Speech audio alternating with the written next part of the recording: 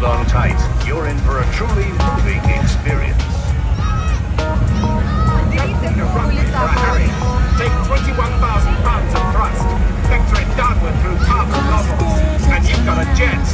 That jump